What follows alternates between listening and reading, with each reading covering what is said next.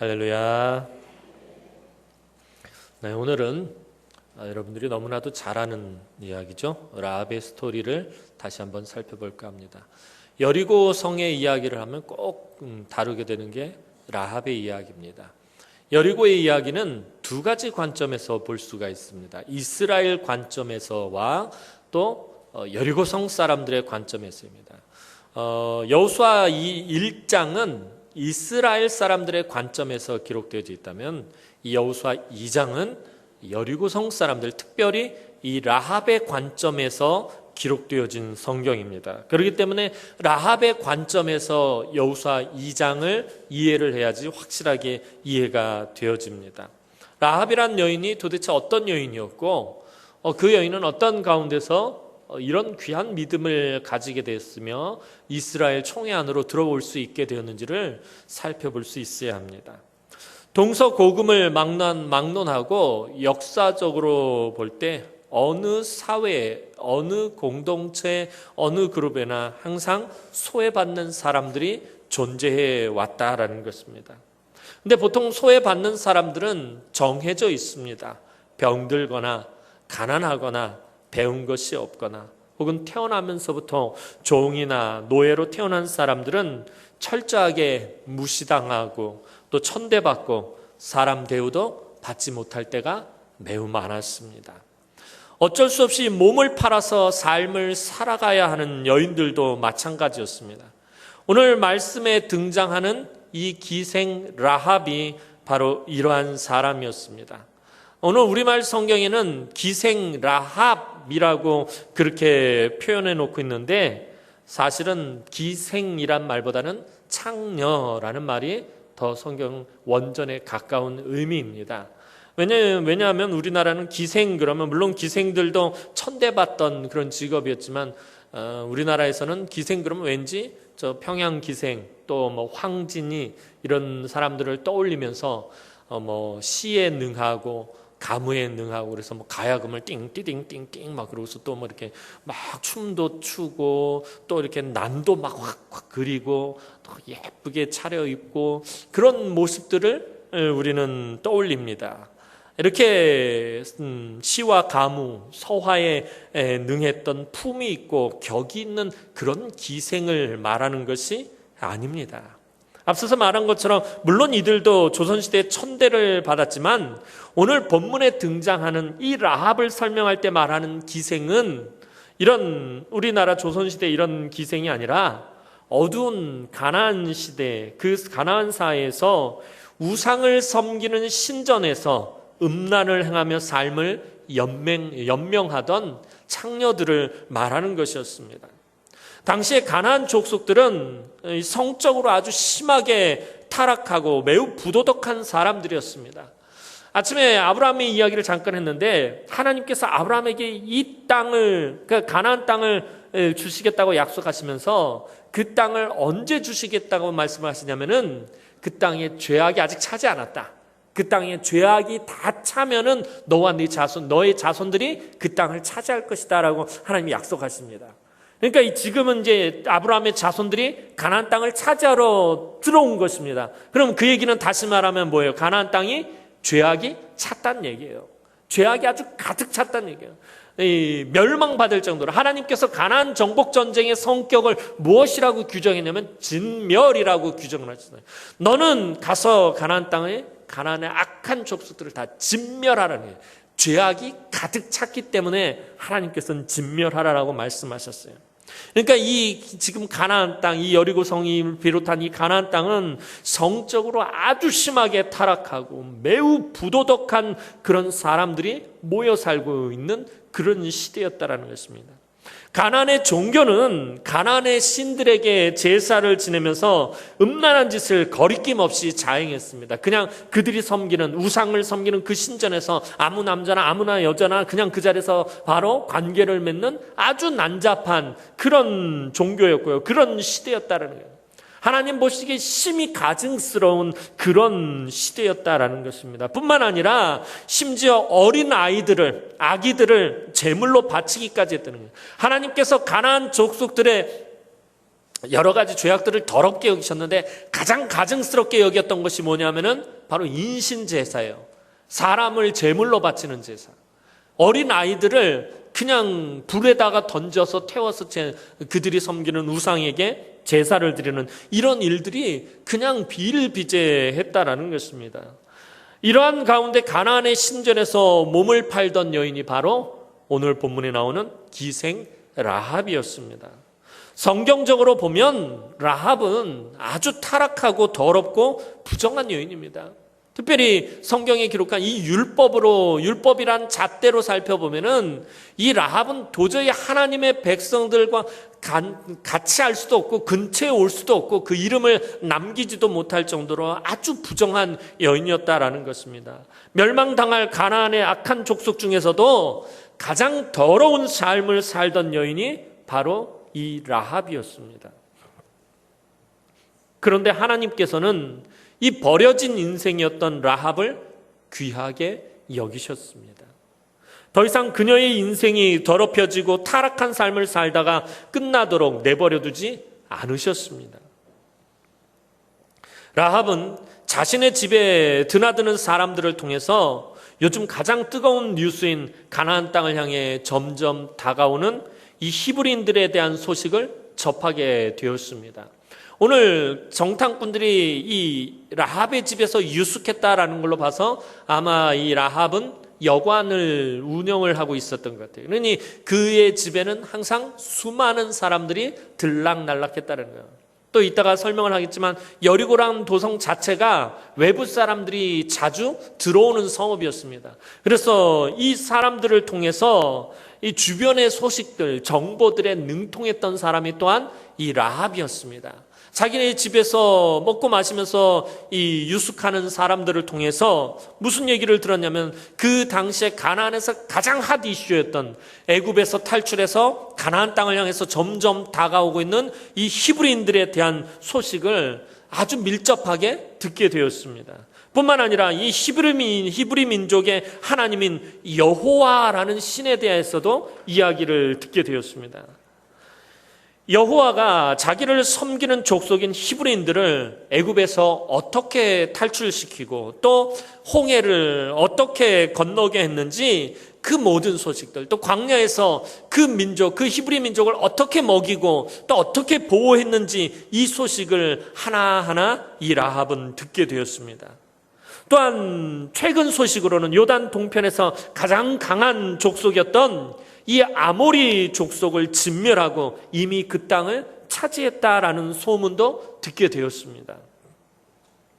당시에 이 팔레스타인 지역에서 가장 강한 군사력을 보유하고 있었던 나라 중에 하나가 이 아모리 족속이었습니다. 이 아모리 족속은 굉장히 전투에 능하고 싸움에 능한 족속이었는데 이 아모리 족속이 힘 한번 써보지 못하고 이 히브리인들에게 패했다라는, 그리고 그 땅을 빼앗겼다라는 소식을 듣게 되었습니다. 라합이 늘 계속해서 듣게 된 소식이 무엇이냐면 파죽지세로 가나안 땅을 향해 다가오는 히브리인들과 그들이 섬기는 여호와의 능력에 관한 이야기였습니다. 이야기를 들으면 들을수록 이 히브리인들과 히브리인들이 섬기는 그들의 신에 대한 이야기를 들으면 들을수록 자기들이 섬기는 이 가나안 신들은 도무지 이 히브리인들의 신과는 상대가 되지 않는다라는 것을 깨닫게 되었습니다. 히브리 민족이 섬기는 이 여호와가 가장 위대하고 전능하신 하나님이시다라는 것을 이 라합은 알게 되고 그것을 이제는 점점 믿게 되었습니다. 그래서 성경에서 항상 이야기하는 것이 무엇이냐면 잘 듣는 것이 중요하다라는 것입니다. 라합의 믿음이 어디에서 시작된 것입니까? 오늘 계속 살펴보겠지만 라합은 정말 대단한 믿음을 소유하고 있었어요. 어찌 보면은 이스라엘 민족보다 하나님을 더 믿었던 사람이 이 라합일 수 있어요. 그럼 이 라합의 믿음은 어디서 시작했느냐라는 것입니다. 이 라합의 믿음은 잘 듣는 데서 시작한 것입니다. 히브리인들, 하나님이 선택한 히브리인들에 대한 이야기, 그리고 그들을 선택한 하나님에 대한 이야기. 결국에 성경이 무엇입니까? 그 이야기잖아요. 그 이야기를 잘 들었다라는 것입니다. 그걸 귀 기울여 들었고 그냥 흘려 들은 것이 아니라 그것을 마음에 두었다라는 것입니다. 히브리인들이 가나안을 향해 온다라는 소식은 사실 삶에 아무런 소망이 없었던 창녀로서의 삶을 살아가고 기생으로서의 삶을 살아가고 천대받고 소외받는 삶을 살아가던 이 라합에게는 어찌 보면은 복음과 같은 그런 소식이었다라는 것입니다. 그러던 중에 그 전능하신 여호와가 가나안 땅을 자기의 백성인 히브리 민족에게 주셨다는 약속에 대해서 듣게 되었습니다. 왜 히브리인들이 이 가나안 땅을 향해서 오느냐? 주변 사람들을 통해서 듣게 된 얘기는 그들의 신이 이 땅을 그들에게 줬다라고 그렇게 생각을 한다. 이런 이야기를 듣고 나서는 라합은 마음의 중요한 결심을 하게 되었습니다. 여리고성 안에 사는 사람들뿐만 아니라 가나안 땅의 모든 사람들이 라합과 똑같은 소식을 들었어요. 라합이라고 다른 소식을 들은 게 아니에요. 하나님께 직접 그 소식을 들은 게 아니에요. 하나님이 천사를 보내서 라합에게 이 소식을 전한 것도 아닙니다. 그냥 지나가는 자기 집에 유숙하는 사람들을 통해서 히브리인들에 대해서 들었고 그들이 섬기는 신에 대해서 들었고 그리고 그들이 왜 이곳에 오는지에 대해서 들었고 가나안 땅이나 여리고성에 사는 모든 사람들과 똑같이 동일한 소식을 들었지만 이 소식을 구원의 메시지로 들은 사람은 라합 한 사람뿐이었다라는 것입니다. 가나안 땅에 사는 그 수많은 여러 7개 민족들 중에서 히브리인들이 가나안 땅을 정복하기 위해서 온다라는 이 소식을 구원의 메시지로 들은 사람은 오직 라합 한 사람뿐이었다라는 것입니다. 라합은 자신이 들은 이야기로부터 여호와 하나님이 전능하신 하나님이며 참된 하나님이라는 것을 믿게 되었습니다. 라합의 이런 믿음은 하나님께 결국에 인정을 받고 여리고성이 멸망당할 때 유일하게 라합과 그의 가족들만 구원을 받게 된 것입니다. 라합은 자기가 들은 것으로만 끝난 것이 아니라 들은 이야기들을 사실로 믿었다라는 것입니다. 그냥 저와 여러분들 같으면은 저와 여러분들이 여리고성에 사는 사람들이라고 생각해 보시기 바랍니다. 그냥 들려오는 소식 듣고 아이고 이거 어떡하면 좋나 큰일 났다 우리 그냥 이러고 넘어갈 텐데 라합은 그것을 그냥 듣고 넘기지 않았다는 거예요. 사실로 믿었다는 거예요. 그리고 놀라운 신앙 고백을 하기까지 합니다. 오늘 우리가 읽지는 않지만 2장 11절 말씀을 보면 너의 하나님 여호와는 위로는 하늘에서도 아래로는 땅에서도 하나님이시니라 라고 이 라합이 고백합니다.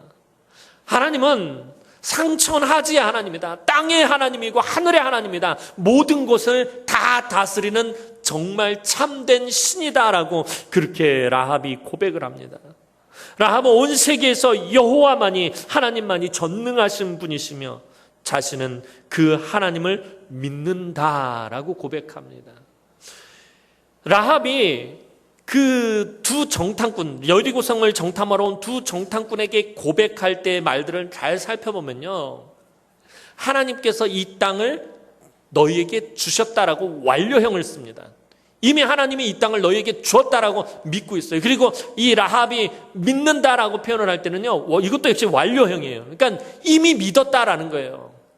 이제 곧 믿게 될 것이다가 아니라 이미 히브리인들에 대한 소식을 들으면서 하나님을 믿었다라고 말하고 있다라는 것입니다. 라합이 그래서 대단한 믿음을 가지고 있는 것입니다. 라합은 그리고 자신과 자신의 가족을 하나님의 손에 맡깁니다. 하나님을 이미 믿었기 때문에 그 하나님에게 자신의 인생과 가족을 다 맡깁니다. 구원이 하나님께 있음을 안 라합이 이스라엘의 정탐꾼에게 자신의 생명과 가족의 생명을 구원해 줄 것을 요청합니다. 그리고 라합은 그 믿음대로 구원을 얻게 됐습니다.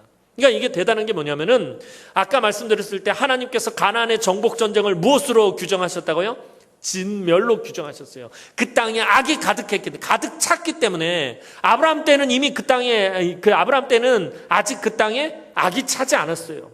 근데 지금은 악이 찼단 말이에요. 그 악이 가득 찬 그곳에서 이 라합이 구원을 받게 되었다는 거예요. 무슨 얘기냐면 하나님이 진멸을 선언하셨는데 그 진멸의 면책을 받았다라는 것입니다. 이 라합이. 원래는 라합이 하나님의 진멸의 선포의 대상이었어요. 진멸 당해야 되는 사람이었다라는 거예요. 여리고성과 함께 멸망돼야 될 사람이었다는 거예요. 이미 하나님은 그걸 선포하셨기 때문에. 그런데 그의 믿음이 하나님의 진멸을 뒤집어 놨다는 거예요.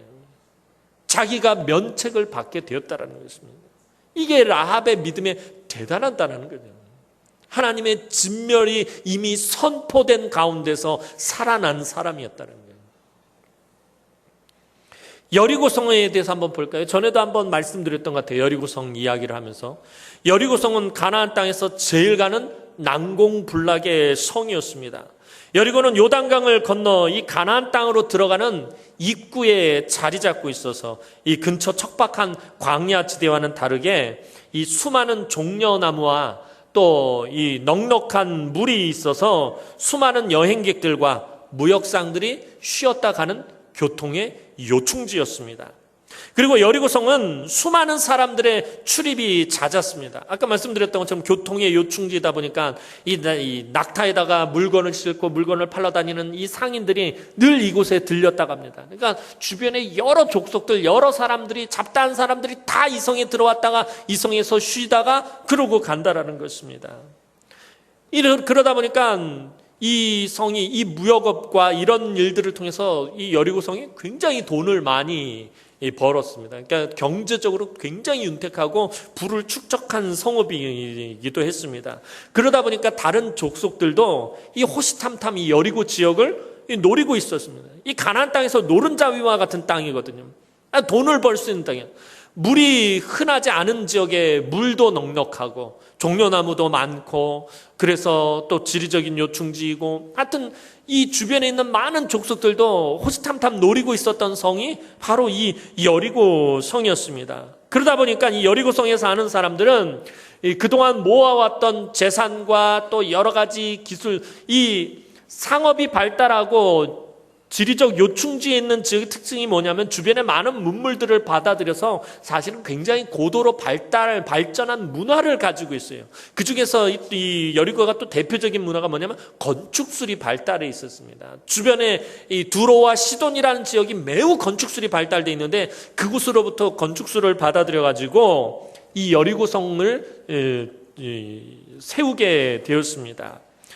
여느 성들과는 다르게 이 여리고는 내벽과 외벽에 이중으로 벽을 견고하게 쌓은 성입니다. 보통 가나안 땅에 있던 모든 성들은 다 그냥 한 겹으로 되어진 성이었는데 이 여리고 성은 독특하게 내벽과 외벽으로 두 겹으로 쌓여진 그런 성이었다라는 것입니다. 그래서 오늘날 고고학자들이 조사해 봤더니 이 여리고 성의 이 성벽의 두께가 무려 11m나 됐다고 합니다. 굉장히 튼튼하고 견고하게 쌓았다라는 것입니다. 성벽의 두께가 11m나 되기 때문에 그 당시에 그 어떤 무기로도 이 성을 무너뜨린다는 건 불가능했어요. 이 성을 함락시킨다는 것 자체가 불가능했다라는 것입니다. 라합이 바로 이런 성에 살고 있었다라는 것입니다. 난공불락에 가나안 땅에서 가장 크고 가장 튼튼하고 가장 견고하고 그러한 성에서 라합이 살고 있었다라는 것입니다. 자, 이렇게 튼튼하고 이렇게 견고하고 높은 성에 살고 있던 여리고 사람들도 이스라엘 백성들의 소식과 여호와에 대한 소문을 들어서 알고 있었습니다. 지리적 요충지다 보니까 가나안 땅 그 어느 곳보다도 정보가 가장 빠르게 유입되는 곳이 이 여리고입니다. 그래 이미 이 히브리 민족에 대한 소식을 누구보다도 빨리 들어서 알고 있었습니다. 그래서 그들도 처음에는 그 소식을 듣고 어떻게 됩니까? 마음이 녹고 정신을 잃었다라고 성경은 표현합니다. 라합이 이 두 명의 정탐꾼에게 자기네 그 성읍의 분위기를 설명할 때 우리가 너희 하나님이 행한 일을 듣고서는 마음이 녹고 정신을 잃어버렸다라고 표현할 정도로 처음엔 이 여리고성 사람들도 완전히 멘붕 상태에 들어가 버렸습니다. 완전히 혼란한 상태에 들었습니다. 그런데 그들이 곧바로 마음을 추스르기 시작했어요. 다시 그들이 정신을 차리기 시작합니다. 왜 그랬냐면은 자신들의 성이 아주 튼튼하고 견고하다라는 것을 보게 된 것입니다.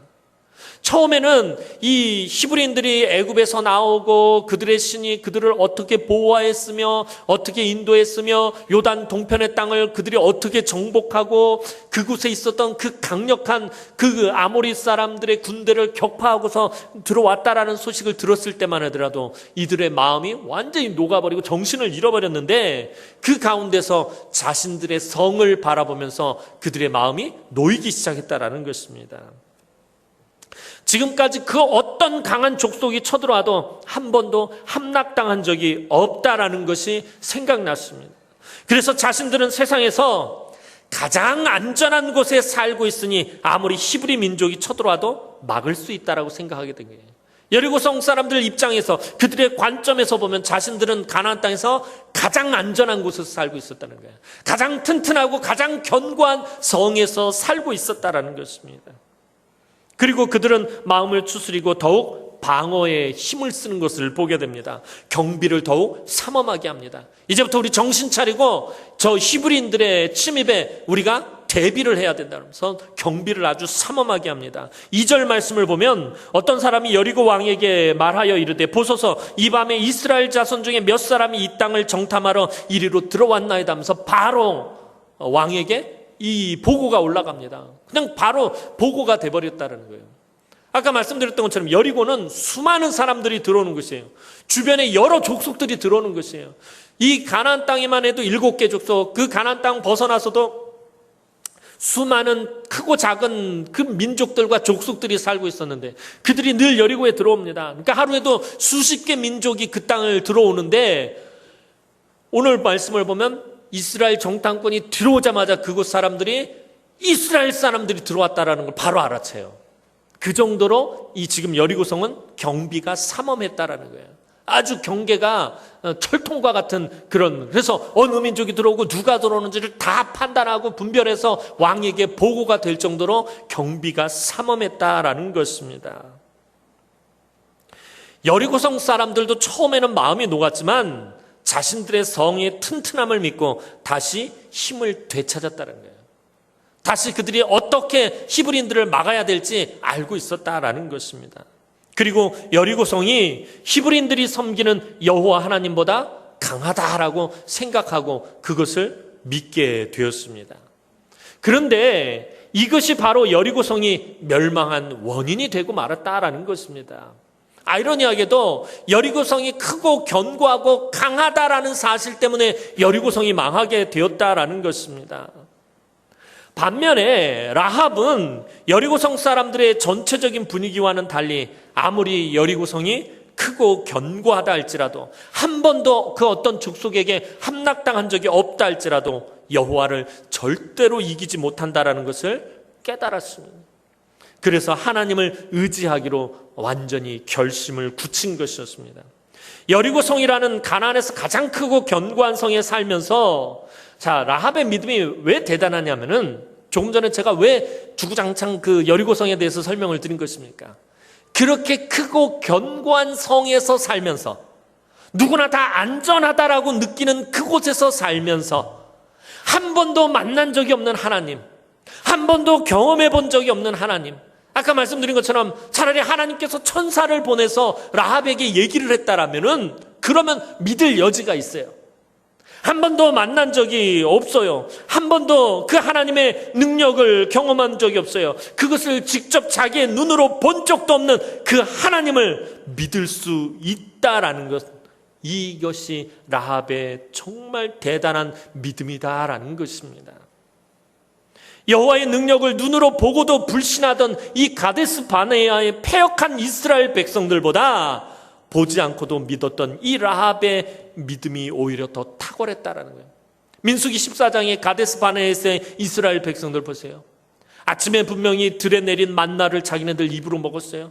바위에서 지금 생수가 터져나오는 그 생수를 사막 한복판에서 먹고 있어요. 저녁 때가 되면은 메추라기가 날아오고 있고요. 지금 눈앞에는 구름 기둥과 불 기둥이 서서 자기들을 인도하고 있는데도 불구하고 자기들의 눈으로 놀라운 하나님의 기적을 매일매일 경험하는데도 하나님을 보고도 믿지 못했다는 거예요. 그런데 오늘 라합은 가나안 땅에서 가장 안전한 곳에 살면서 한 번도 하나님을 본 적이 없고, 한 번도 하나님을 만난 적이 없고, 한 번도 하나님의 능력을 자기가 처음 해본 적도 없는데 하나님을 믿었다라는 것입니다. 보고도 믿지 못하는 이스라엘 사람들보다 보지 않고 믿는 이 라합의 믿음이 대단하다라는 거예요. 그러니 진멸이 선포된 그 가나안 정복 전쟁 가운데서 목숨을 건질 수 있었다라는 거예요. 주님은 요한복음 20장 29절에서 분명히 말씀하십니다. 너는 나를 본고로 믿느냐? 보지 못하고 믿는 자들은 복되도다. 우리말 성경에 이렇게 이야기했지만 원전의 의미는 이건 비교급이에요. 너는 나를 보고서 믿었냐? 보고 믿지 않는 자들이 더 복되다라고 주님은 말씀하신다는 거예요. 라합이 이스라엘 사람들보다 더 복되다라는 거예요. 하나님께 이 땅을 약속받은 히브리 민족들보다, 하나님의 선택을 받고 하나님의 축복을 받은 이 히브리 민족들보다 라합이 더 복되다라는 것입니다. 보지 않고 믿었기 때문입니다. 전혀 믿을 수 있는 그런 계제가 요만큼도 없는 가운데서 믿었다라는 것입니다. 그런데 오늘을 살아가는 우리들은 이 여리고성 사람들과 같은 생각과 방법으로 살려고 할 때가 많다라는 거예요. 오늘 하나님을 믿는다고 하고 예수 그리스도를 영접했다고 하는 저와 여러분들이 라합의 믿음으로 살아가는 것이 아니라 여리고성 사람들과 같은 생각과 방법, 아니면은 저 가데스 바네아의 패역한 이스라엘 백성들의 불신의 모습으로 살아갈 때가 더 많다라는 것입니다. 이 세상에서 우리를 지켜주고 보호해줄 나만의 여리고성을 쌓으려고 한다라는 것입니다. 어떤 사람은 물질이 그 사람에게 있어서 여리고성이고, 어떤 사람은 직장이, 좋은 직장이 그 사람에게 있어서 여리고성이고, 어떤 사람들은 똑똑한 자녀가 그 사람에게 있어서는 여리고성입니다. 내가 물질을 많이 모으고 좋은 직장을 다니고 자녀들을 잘 교육시켜 놓으면 안전할 수 있다고 생각합니다. 내가 돈을 많이 모아놓으면은 내 노후가 안전할 수 있다고 생각합니다. 내 삶이 안전할 수 있다고 생각합니다. 내 자녀들을 잘 교육시켜놔서 성공시켜 놓으면은 내가 안전한 삶을 살 수 있다고 생각합니다. 내가 아주 돈을 많이 벌 수 있는 좋은 직장을 다니고 많은 사람들에게 인정받는 삶을 살면 안전하다라고 생각을 합니다. 그러나 우리가 믿고 쌓는 성은, 이 세상에서 우리가 믿고 만드는 이 성은 결코 난공불락의 성이 아니다라는 것입니다. 언젠가는 반드시 하나님 앞에서 무너지게 되어 있습니다. 마치 여리고성이 하나님 앞에서 허무하게 무너져버린 것처럼 사라져버릴 것입니다. 그러나 안전하다고 믿었던 모든 것이 다 무너져 내릴지라도 하나님과 함께하는 사람은, 하나님을 찰떡같이 믿는 사람은 절대로 무너져 내리지 않습니다. 오히려 진멸이 선언된 그 상황 가운데서도 구원을 받을 수 있다는 것입니다. 전능하신 하나님 한 분만이 우리의 가장 큰 도피처이며 요새이며 산성이 되기 때문입니다. 그래서 시편 18편 2절에서 다윗은 하나님을 이렇게 노래합니다. 여호와는 나의 반석이시요 나의 요새시요 나를 건지시는 이시요 나의 하나님이시요 내가 그 안에 피할 나의 바위시요 나의 방패시요 나의 구원의 뿌리시요 나의 산성이시로다. 오직 하나님만이 그러시다는 거예요. 사랑하는 성도 여러분, 그러므로 우리의 삶과 영혼을 무너지지 아니할 도성인 전능하신 하나님 품 안에 예수 그리스도의 십자가에 맡기시기 바랍니다. 비록 지금은 모든 것이 풍족하고 안전하고 평화로워 보이며 튼튼한 성벽 때문에 그 누구도 무너뜨리지 못할 것이지만 하나님이 머지않아 그 여리고성을 무너뜨리실 것을 라합은 너무나도 잘 알고 있었습니다. 그녀는 들은 대로 믿었고 믿고 고백한 대로 실천하는 삶을 살았습니다. 우리는 종종 우리의 믿음대로 살지 못하는 것을 보게 됩니다. 내가 하나님을 믿노라고 말하면서도 그 믿음대로 살지 못합니다. 고백 따로, 우리의 삶은 삶대로 따로 살아갑니다. 그러나 라합은 달랐다라는 것입니다. 라합은 자신의 신앙 고백대로 자신의 인생을 하나님께 맡겼습니다. 하나님은 자기를 믿는 자를 반드시 구원하십니다. 라합은 그것을 알았기 때문에 죽음을 무릅쓰고 이스라엘의 정탐꾼을 자신의 집에 숨겨주었던 것입니다. 이런 믿음의 여인 라합은 후에 이스라엘 백성들 안에서 그 믿음을 인정받고 정착하여서 보아스라는 아들을 낳게 됩니다. 그리고 그 보아스는 오벳을 낳고요. 오벳은 이새를 낳고 이새는 다윗을 낳게 됩니다. 다시 말해서 라합은 다윗의 고조 할머니가 된다라는 것입니다. 하나님만을 믿고 의지하며 자신의 모든 것을 믿음으로 하나님께 걸었던 라합은 이방인으로서 이스라엘의 가장 영화로운 가문인 메시아 가문을 이루는 축복을 누리게 되었다라는 것입니다. 사랑하는 성도 여러분, 라합은 오직 믿음으로만 하나님을 기쁘시게 했어요. 라합은 오직 믿음으로만 하나님께 인정을 받았어요. 라합은 오직 믿음으로만 구원을 받은 사람이었습니다. 히브리서 11장 6절 말씀 보면 믿음이 없이는 하나님을 기쁘시게 하지 못하나니 하나님께 나아가는 자는 반드시 그가 계신 것과 그가 자기를 찾는 자들에게 상 주시는 이심을 믿어야 할지니라 라고 말했어요. 믿음이 없이는 하나님을 절대로 기쁘시게 못한다라는 거예요. 라합은 오직 믿음으로 말미암아 살았던 사람입니다. 오늘 라합과 같은 믿음으로 하나님 앞에서 예배하시기 바랍니다. 여러분들 하나님 앞에 나올 때 여러분들 도대체 어떤 믿음으로 나옵니까? 여리고성 사람들의 믿음으로 나옵니까? 아니면은 그 가데스 바네아의 이스라엘 백성들의 믿음으로 나옵니까? 여러분들 하나님 앞에 예배하러 나올 땐 오직 믿음으로 나와야 합니다. 이 라합의 믿음으로 예배하고 이 라합의 믿음으로 찬양하고 이 라합의 믿음으로 기도하시기 바랍니다. 형식적으로 예배하고 습관적으로 찬양하고 그저 입술로만 고백하는 것이 아니라 우리의 모든 삶도 입술의 고백과 믿음의 예배와 동일한 삶을 살아갈 때 하나님께서 라합에게 베푸셨던 놀라운 구원의 은혜와 은총을 여러분들이 분명히 받아 누리게 될 것입니다. 이 한 주간도 사랑하는 주의 귀한 우리 남흥의 성도들이 하나님만 의지하고 오늘 이 라합의 믿음으로 살아갈 때 하나님의 놀라운 은혜와 은총을 충만하게 받아 누리시기를 주님의 이름으로 축원합니다. 기도드리겠습니다. 사랑과 은혜가 많으신 아버지 하나님, 은혜와 사랑을 진심으로 감사를 드립니다. 오직 믿음으로 말미암아 의인은 살리라고 성경은 말하고 있습니다. 오늘 주님 말씀하셨습니다. 믿음이 없이는 하나님을 기쁘시게 못한다고 말씀하셨습니다.